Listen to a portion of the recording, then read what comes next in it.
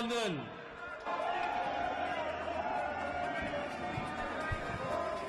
What a sight for sore eyes.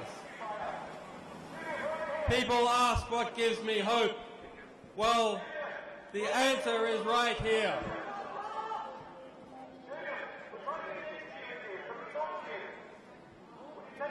My God. 6 months ago, 185 days ago, I entered this building. It has become my home, my office, and my refuge. Thanks to the principled stance of the Ecuadorian government and the support of its people, I am safe in this embassy to speak to you. And every single day outside, for 185 days, people like you have watched over this embassy, come rain, hail and shine, every single day. I came here in summer, it is winter now. I have been sustained by your solidarity, and I'm grateful for the efforts of people all around the world, supporting the work of Wikileaks, supporting freedom of speech, freedom of the press, essential elements in any democracy. While my freedom is limited, at least I am still able to communicate this Christmas, unlike the 232 journalists who are in jail tonight. Unlike Gottfried Svaltholm in Sweden tonight. Unlike Jeremy Hammond in New York tonight. Unlike Nabil Rajab in Bahrain tonight. And unlike Bradley Manning, who turned 25 this week. A young man who has maintained his dignity after spending more than 10% of his life in jail without trial, some of that time in a cage, naked and without his glasses.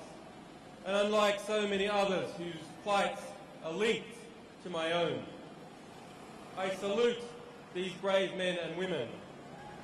And I salute journalists and publications that have covered what continues to happen to these people.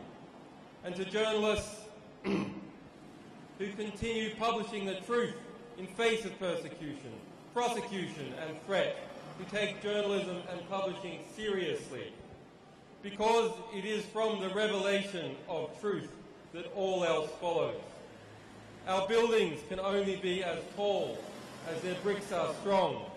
Our civilization is only as strong as its ideas are true.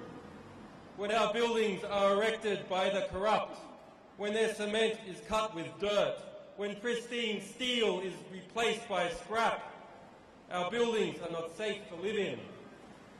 And when our media is corrupt, when our academics are timid, when our history is filled with half-truths and lies, our civilization will never be just. It will never reach to the sky. Our societies are intellectual shantytowns. Our beliefs about the world and each other have been created by the same system that has lied us into repeated wars that have killed millions. You can't build a skyscraper out of plasticine, and you can't build a just civilization out of ignorance and lies. We have to educate each other. We have to celebrate those who reveal the truth and denounce those who poison our ability to comprehend the world that we live in. The quality of our discourse is the limit of our civilization. But this generation has come to its feet and is revolutionizing the way we see the world. For the first time in history, the people who are affected by history are its creators. And for other journalists and publications, your work speaks for itself, and so do your war crimes. I salute those who recognise the freedom of the press and the public's right to know, recognised in the Universal Declaration of Human Rights. recognized in the First Amendment of the United States. We must recognize that these are in danger and need protection like never before. Wikileaks is under a continuing Department of Justice investigation, and this fact has been recognized rightly by Ecuador and the governments of Latin America as one that materially endangers my life and my work. Asylum is not granted on a whim, but granted on facts. The US investigation is referred to in testimony under oath in the US courts, is admitted by the Department of Justice, and in the Washington Post just 4 days ago by the District Attorney of Virginia as a fact. Its subpoenas are being litigated by our people in the US courts. The Pentagon reissued its threats against me in September and claimed the very existence of Wikileaks is an ongoing crime. My work will not be cowed.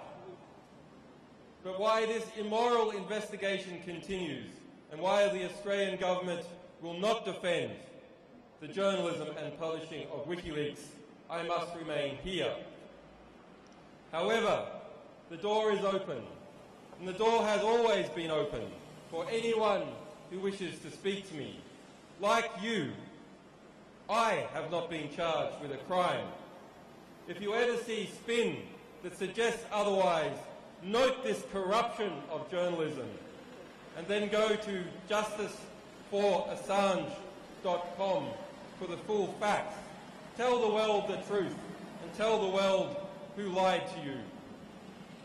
Despite the limitations, despite the extrajudicial banking blockade which circles Wikileaks like the Cuban embargo, despite an unprecedented criminal investigation and a campaign to damage and destroy my organisation, 2012 has been a huge year.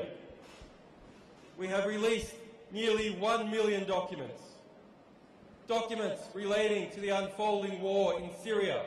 We have exposed the mass surveillance state and hundreds of documents from private intelligence companies. We have released information about the treatment of detainees at Guantanamo Bay and elsewhere, the symbol of the corruption of the rule of law in the West and beyond. We've won against the immoral blockade in the courts and in the European Parliament. After a 2-year fight, contributions to Wikileaks have gone from being blockaded and tax-deductible nowhere to being tax-deductible across the entirety of the European Union and the United States.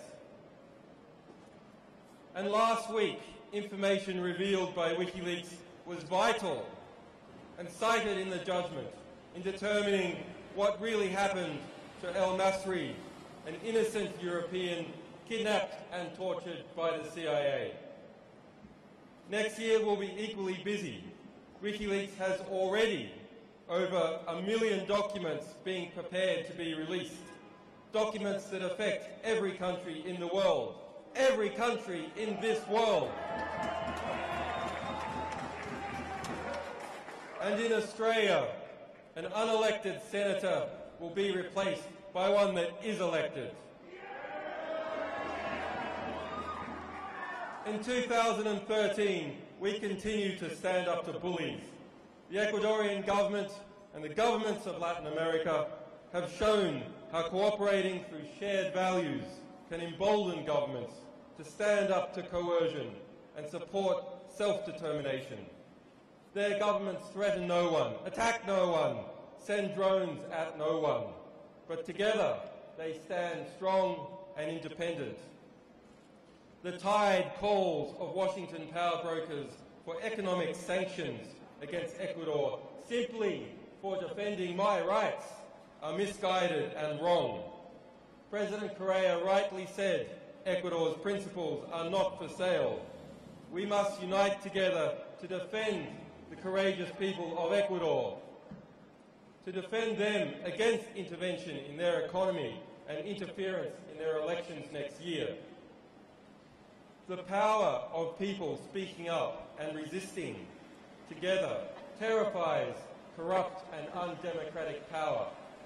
So much so that ordinary people here in the West are now the enemy of governments, an enemy to be watched, an enemy to be controlled and to be impoverished. True democracy is not the White House. True democracy is not Canberra. True democracy is the resistance of people armed with the truth against lies from Tahrir to right here in London. Every day, ordinary people teach us that democracy is free speech and dissent. For once, we the people stop speaking out and stop dissenting. Once we are distracted or pacified, once we turn away from each other, we are no longer free. For true democracy is the sum of our resistance. If you don't speak up, if you give up what is uniquely yours as a human being, if you surrender your consciousness, your independence, your sense of what is right and what is wrong, in other words, perhaps without knowing it, you become passive and controlled, unable to defend yourselves and those you love. People often ask, what can I do? The answer is not so difficult. Learn how the world works. Challenge the statements and intentions of those who seek to control us behind a facade of democracy and monarchy. Unite in common purpose and common principle to design, build, document, finance and defend. Learn, challenge, act now.